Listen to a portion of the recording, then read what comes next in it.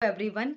Welcome to yet another session of this series, Literary Terms, where we are going to look at this term conceit.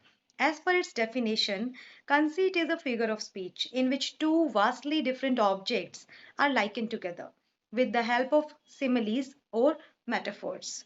After this definition, it is clear that, like a simile or a metaphor, a conceit makes a comparison. But what makes it different is its drastic or unusual comparison between two very dissimilar or unlike objects. To get the better understanding, let's have a look on this illustration on comparison versus conceit.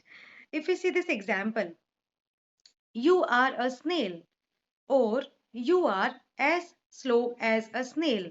Now, these comparisons are not so surprising or shocking for us because apparently it is very understandable that the comparison drawn between you and snail is on the basis of the similarity of their slowness.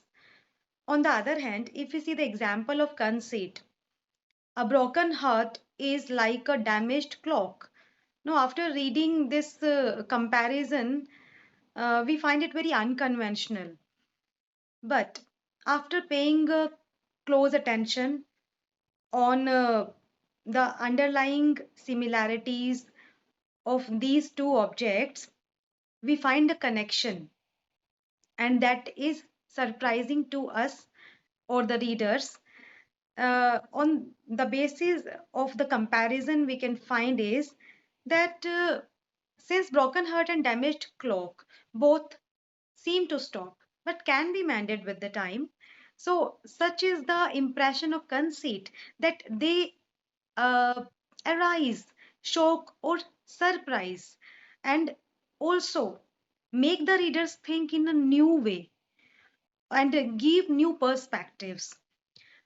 Since comparison, metaphor and simile also explain the things vibrantly, but they tend to be boring because of their predictable nature. On the other hand, conceit expresses or gives a sense of shock and surprise, which uh, makes the readers uh, interested in the very piece of writing. And this tool conceit can also be said that it is used in literature to develop interest in the readers. Historically, there are two categories of conceit: Petrarchan conceit and metaphysical conceit. To begin with the Petrarchan conceit, it came in prominence in the 14th and the 15th century during the Renaissance literature. And if we, before discussing this conceit, Petrarchan conceit, I would like to introduce you to you this term Petrarchan. This is a brief introduction which I would like to give to you. Petrarchan is a term or is a name, is named after the Italian poet Petrarch, and he is also credited with the invention of sonnet. Sonnet is a type of poem of 14 lines, and this poem, sonnet, is credited that it is invented by Petrarch. That's why the sonnet is also called Petrarchan sonnet. And the conceits which were profusely used in these sonnets are named as Petrarchan conceit. Now, Petrarchan conceit uh, are of which type or what is the flavor of these conceits? So, to define it, we can say that Petrarchan conceit is a love poetry in which Petrarchan conceit, when used, then in love poetry, in which the beloved is compared hyperbolically to extreme experiences or things. Now, here this word hyperbolically. Hyperbolically, in the sense that in these conceits, the beloved is usually compared to any natural element, and which seems very forced or absurd comparison to get the hang of this Petrarchan conceit, let's see this magnanimous comparison in which uh, we can very well perceive the flair of this special type of conceit, Petrarchan conceit, and I have taken the example from this famous poem Epithalamion by Spenser. This poem was dedicated to Elizabeth Boyle, his bride, on their wedding day, where he says, her snowy neck like to a marble tower, and all her body like a palace fair, ascending up with many a stately stair to honor's seat and chastity's sweet bower. Now it is very evident that here the beloved is being compared to an elegant building, and it is very easy to see this forced and absurd comparison. Uh, to see more, I have taken the next excerpt also from this long narrative poem, long poem, it can be said, Epithalamion. Her goodly eyes are her goodly eyes like sapphires, shining bright, her forehead ivory white, her cheeks like apples which the sun hath ruddied, her lips like cherries, charming men to bite. Now, in order to showcase the beauty of his beloved, uh, and also to discuss the features of his beloved, Spencer has profusely used his fanciful and overblown comparisons like eyes to sapphire, skin to ivory, cheeks to apples, and lips to cherries. Now, in this way, excuse me, in this way, in order to appreciate the beauty of the beloved, Petrarchan conceits were employed. But by the 17th century, we can say by the beginning of the 17th century, Petrarchan conceits were considered as very stale and melodramatic comparisons.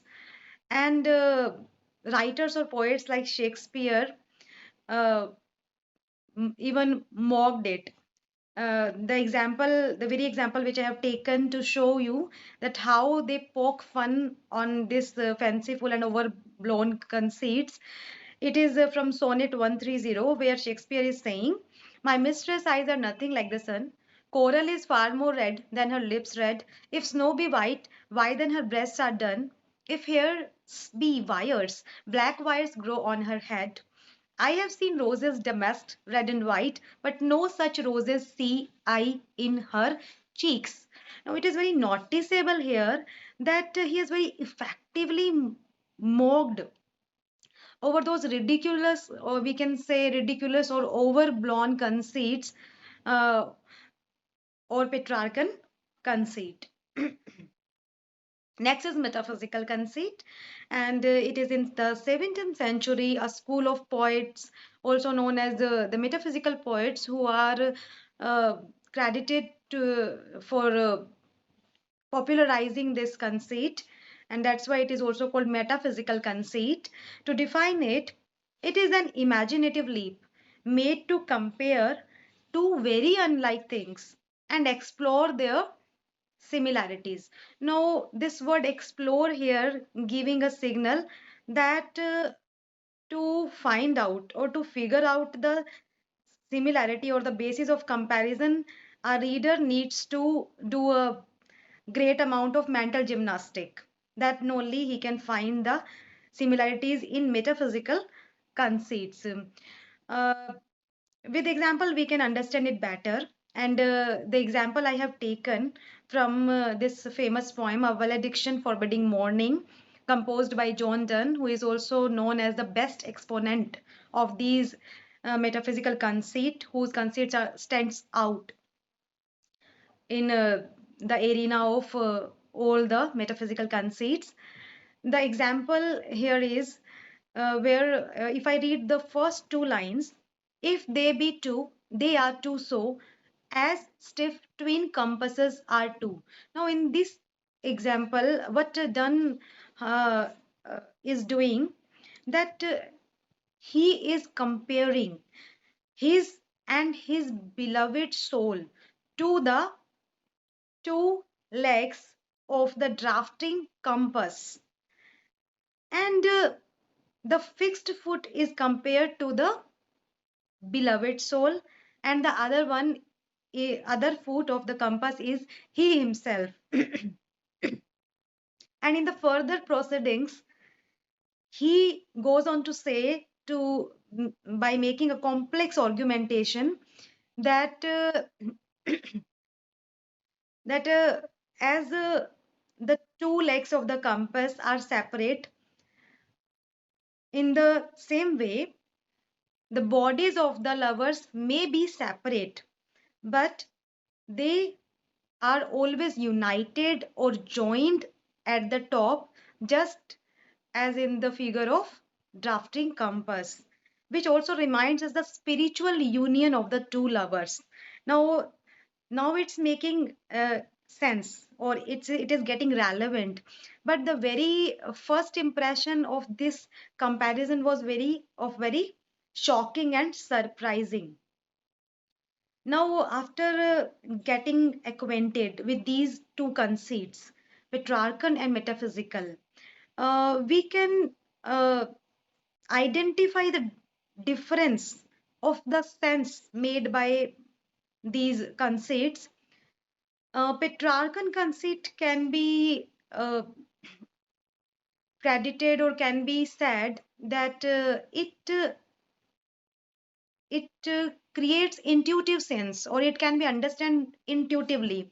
For example, if I say love is like butterflies, now this comparison can be understood with the help of intuition, whereas in the very aforementioned example, where the two lovers are compared to the two legs of the drafting compass, it needs a certain amount of intellectuality and imaginative leap by which uh, a reader can understand this very comparison. And one more thing, uh, if a poet would like to praise his or her beloved lavishly, then he may use Petrarchan conceit, whereas a poet would choose metaphysical conceit if he wants to establish any novel comparison. And metaphysical conceit has also its own portion of criticism. And though metaphysical conceit brings very brilliant and multiple insights related to the subjects, but due to its very immediate shock it gives, as we have now only seen the instance of compass and the lovers, the very immediate shock given by the metaphysical conceit, seeing this feature, or this very attribute of metaphysical conceit, Samuel Johnson, the critic, mentioned or defined this metaphysical conceit in his famous work Lives of the English Poets as heterogeneous ideas yoked by violence together. And to show you the example, the modern example of the conceit, I have opted this celebrated poem, The Love Song of J. Alfred Prufrock by T.S. Eliot. And in this very excerpt, these are the very opening lines of this poem. And in the very opening line, Eliot is creating a shocking image by he is creating a shocking image of the night sky by comparing it to a patient lying on the table waiting for the surgery. Now, this very bold and stark contrast is giving jar to the readers, as you can sense it. So, this is what the conceit and its types. Thank you for your listening.